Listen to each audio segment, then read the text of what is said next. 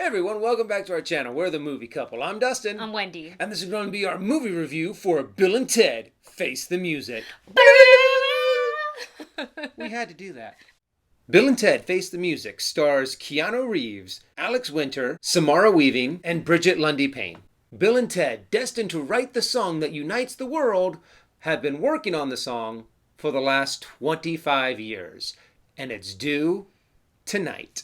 Bill and Ted have been cultural icons ever since they came out in 1989. Wait, what? Yep, that's how long ago the Is that first really how long movie ago? came out. Well, I definitely didn't see it when it first came out. I saw it much, much later because I was way too young. But I remember seeing this when I was young, and the thing about Bill and Ted is no matter what they do, where they go, whatever the story is, you just like hanging out with Bill and Ted. That is the appeal of these two characters. And the fact that we just love their very much clueless, adorkable nature. Kind of a thing. That's a great way to describe Bogus! them. Excellent! Party on, dudes! Yeah, and they, even though they go through all of these shenanigans and all of this travel through time, you know, they still retain this sort of level of innocence about them. About they're just good. They're good kids. They're just, you know, have a certain characteristic to them that make other people slap their forehead maybe every now and again. But it makes it, to us fans, absolutely adore them. And that is something that has carried on into Bill and Ted Face the Music. Now, Bill and Ted Face the Music, when I remember it was first announced, I was like, do we really need a third Bill and Ted? Not that I'm complaining, but do we really need it? And then I saw the trailer. I was like, yeah, okay, I'm in. Especially because I think, you know, as someone who have watched both Bill and Ted, the previous movies, really kind of very curious to see the kind of Keanu Reeves and Alex Winter come back to, you know, play these characters again. And in this movie, they're adding on to what we love already about Bill and Ted. You know, we have new characters, and I wouldn't call them even supporting characters because they very, very much have their own path in this movie, and that's their daughters, Billy and Thea, and it's Samara Weaving and Brigette Lundy-Paine, who are like almost like carbon copies of Bill. Well, I mean, that makes sense because that's her daughters, but Yeah. it makes the movie even more charming and adorable. And this movie just really followed kind of what you said already, the wackiness, the very adorable moments of these characters, and it's just like ridiculous fun, and I am here for it, you know, with the time traveling, the historical figures, and Bill and Ted's way of problem solving, which kind of is like a very roundabout way of doing things, which is what makes the movie like entertaining and fun to watch. Yeah, I mean, honestly, that's how you kind of sum up all of the Bill and Ted movies. They're ridiculously fun, ridiculously silly, ridiculously cute kind of a thing. To where you're sitting here and going, you know they're making all the wrong decisions, but they're done in such a cute way and such a fun way that you don't really mind about a lot of the ways that you're kind of like, wait a second, if they really traveled back in time, I don't think they'd really be able to get, you know, like in the first one, Genghis Khan and Abraham Lincoln. But that's what this movie follows in the footsteps of.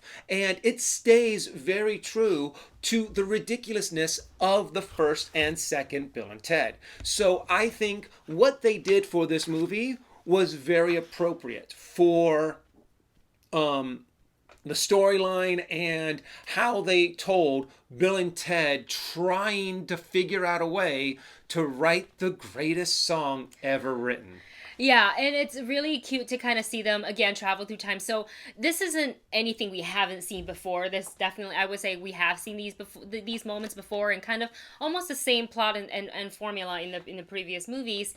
But what I find really, really charming is that this time the daughters are doing a bit of kind of discovery and adventure on their own and kind of like I don't want to call it passing on the torch from Bill and Ted because it kind of isn't that. Yeah. But it is fun to see them share in similar adventures as their dads have. And some of my favorite moments, without spoiling the film, is probably, and we saw this in the trailer, so you already know this is what they do when Bill and Ted, obviously they have a deadline. They have to write the song that'll reunite the world, or that will unite the world, or otherwise like time and save space and time. And save space and time. And they're like, wait, that too?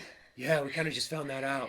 And it's just kind of, you see Bill and Ted kind of at this point in their life where they're not touring, while selling, and it's not selling out anywhere, And, but I like how they kind of continued the story from where it ended in the second movie. Yeah. So I don't want to spoil anything about that, but I did like how they they acknowledged the previous movies. Yes, they did. That's really, really cute, and there's cute little Easter eggs and little things like that pays tribute to the previous two movies. But I particularly like, as Bill and Ted kind of try to figure out, like, oh, we got to write the song. We don't know what the song is. Oh, easy. We're just going to travel to the future and just steal it from ourselves. It'll be great.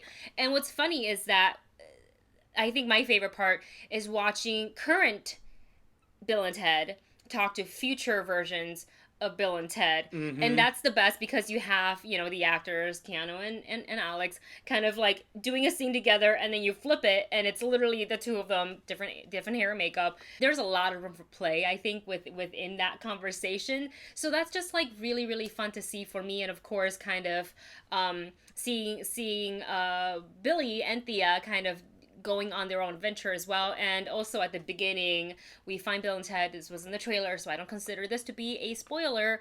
They're at a wedding. Yeah. A family wedding. And I was just like, at one point, very early on the film, I was like, I'm uncomfortable, Dustin, with the premise of who's being married to who at this wedding. I don't want to spoil that part for you because I don't think they said it so much in the trailer. Maybe they did. It's a good little joke in there for people who have been fans of the past episodes. Past movies. So one thing that I do have to say, though, is the fact that this movie does follow very well to the style of the previous movies, the ridiculousness of it, the being able to travel through time and yet there's no kind of consequences or things like that about the reality of the world at that time. But that's also, it's a very 80s, early 90s style of storytelling. And put that into today's context, a part of me really did kind of have to be like, okay, just kind of let that go. The fact that you're like, what?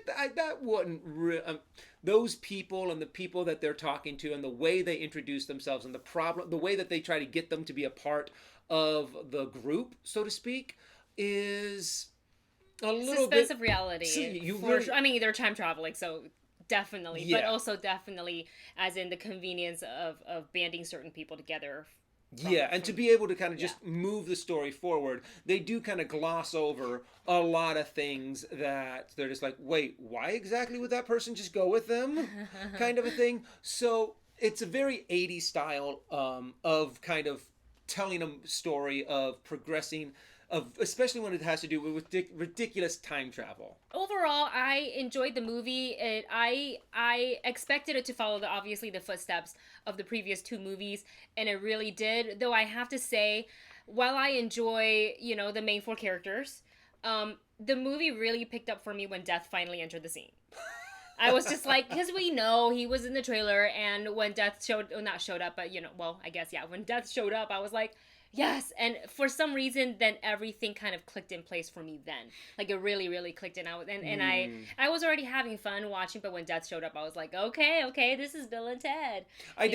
Death was a real, they added, I wish they would have put him in there a little bit more, Agreed. I think. Yeah. But they kind of did really bring him in like the third act. Yes. So he had his little part. I wish, he would have played a little bit more. A little bit more. So with that said, should we go ahead and give our ratings? Sure. Okay. You want to go first? Oh, well, I'm going to actually... what we actually were able to do was we were able to stream it on Amazon Prime. And it was $20 to see. Mm-hmm. And honestly, I think this is a great way to see this movie. If we were able to go out into the theaters, I'd probably go out and see it in like a matinee. I mean, this is definitely one of those cute little films that I would recommend either seeing at a matinee or streaming at home. So I thought it was enjoyable. I thought there's still lots of times where I giggled, had fun, and just had a blast hanging out with Bill and Ted. Yeah, exactly the same. And my rating is also matinee. This is a very charming, delightful movie, especially if you're already fans of Bill and Ted, the previous two movies. And it's really nice to see the additions of the additions of new characters, and also seeing our old favorites back again, which is super fun.